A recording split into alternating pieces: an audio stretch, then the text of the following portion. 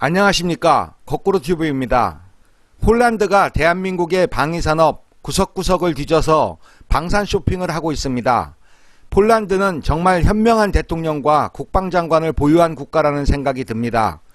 대한민국은 미국의 무기 종수국이지만 치열하게 대치하고 있는 북한과의 싸움에서 생존하기 위하여 자주국방에 정성을 다해왔습니다. 우리나라의 무기체계에는 미국이나 프랑스처럼 패권을 지키기 위한 스타성 무기가 아니라 어마무시한 북방 세력과 개싸움에서 살아남기 위한 열망이 담겨져 있습니다. 어떤 무기든 이유 없이 그냥 만든 무기가 없고 어떤 체계든 실제 전쟁에 특화되어 있습니다. 그걸 알아차린 지도자들이 나라의 명운을 걸고 과감하게 도입하는 폴란드야말로 조국의 안위를 진심으로 걱정하는 현명한 지도자를 보유한 국가라는 생각이 듭니다. 물론 폴란드의 요구에 맞추어 무기를 만들어내는 대한민국이 있어서 가능한 일이라는 생각입니다. 지도자의 가장 중요한 임무는 국민의 안전과 국가의 평화를 지키는 것이라고 생각합니다.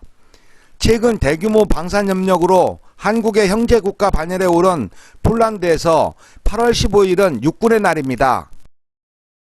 수도 바르샤바에서 스토롱 화이트 앤 레드라는 이름으로 국군의 날 기념 군사 퍼레이드와 행사가 열렸습니다. 폴란드 국기 모양이 같은 넓이의 흰색과 빨간색 가로선으로 만들어진 것을 상징하는 이름입니다. 폴란드가 1920년 8월 바르샤바 전투에서 러시아 제국을 상대로 거둔 승리를 기념하는 날인데요. 바르샤바 전투는 그 당시 열세였던 폴란드가 이 전투에서 러시아군을 압박하여 대승을 거두게 됩니다. 8월 15일에 폴란드는 소련과 러시아, 한국은 북한과 중국, 무엇인가 동질감이 느껴지는데요.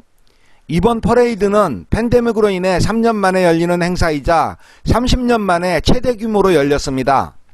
게다가 러시아 우크라이나 전쟁으로 유럽 내 군사적 긴장이 높아진 상황에서 폴란드가 준비한 최신 전력을 대대적으로 선보여 각국의 주목을 받았습니다. 우리나라가 유럽으로 최초로 수출한 FA-50GH 전투기 그리고 최첨단 K2 전차와 K9 자주포의 웅장한 위용이 우리나라의 자부심에서 이제는 폴란드가 최첨단 무기를 보유한 나라라는 자부심이 되는 영상을 보면서 방산 대국으로 등장하고 있는 대한민국 국민이라는 국뽕이 차오르는 시간이었습니다. 폴란드는 대한민국에서 조달하기로 한 K2 980대, K9 648대, 천무 다연장 로켓 288문 도입이 완료되면 영국, 독일, 이탈리아의 기갑전력을 합친 것보다 더 많은 기갑전력을 보유한 군사 대국이 됩니다. 게다가 공군전력에서도 노후급으로 대한민국의 FA-50 블록 20 48기를 도입 중이며 미국의 F-35를 하이급 기종으로 도입하고 있습니다. 이제 KF-21 블록 2 사업에 참여하여 미들급까지 확보하면 하이로믹스 전략을 완성하게 됩니다. 해군 전력에서도 도산 안창호급 잠수함 9척 정도 사다가 발트해 입구에 심어놓고 KDDX 6척, 합동화력함 3척, 드론모함 정도만 발트해에 띄우면 새로운 10대 군사 강국이 탄생하는 거라고 알려드리고 싶습니다. 아이러니하게도 러시아 우크라이나 전쟁으로 폴란드 구식 장비를 통 크게 우크라이나에 지원하고 우크라이나 전후 복구 사업은 우리나라랑 함께하고 그 돈으로 모든 무기 최첨단으로 준비하여 세계 10대 군사 강국으로 올라가게 되는 거네요.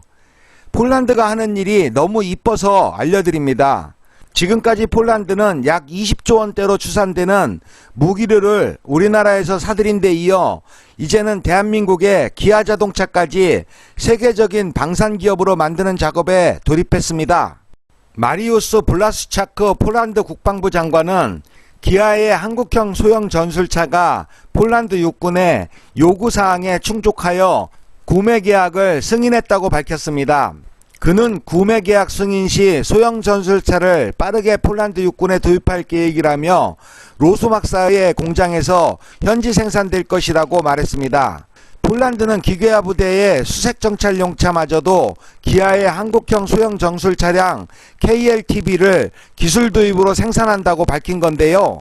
기아는 16일 폴란드 국영 방산업체 PGZ와 경전술 차량 KLTB의 폴란드 수출형 LPR 400대 구매 계약을 체결했다고 밝혔는데요. 계약 규모는 하나로 4천억 원에 달합니다. KLTB의 국내 납품 단가는 대당 2억 원인데 폴란드 납품 단가는 대당 10억 원에 육박하는 것이 기술 수출 대금이 포함된 것으로 보이며 차량의 납품은 내년부터 이루어질 것으로 보입니다.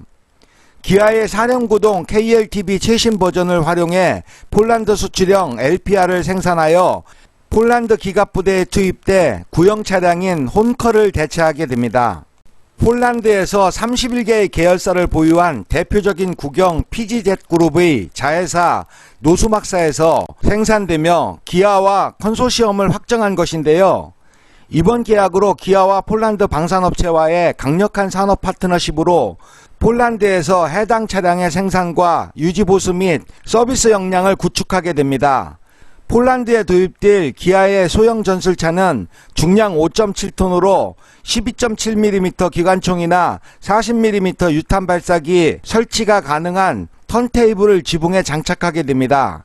게다가 나토 기준 레벨 1에 방탄장갑을 장착하고 225마력의 디젤 엔진, 중앙 타이어 공기 주입 시스템과 타이어가 펑크난 후에도 주행이 가능한 넌플랫 시스템까지 갖추고 있습니다. 한국형 험비로 불리는 KLTB는 소형 전술차를 기반으로 7톤급 차 수준의 프레임 강성을 확보한 방탄 정찰차인 건데요. 지휘관용, 정찰용, 다목적용 등 목적에 따라 여러가지 모델로 구분되는데요.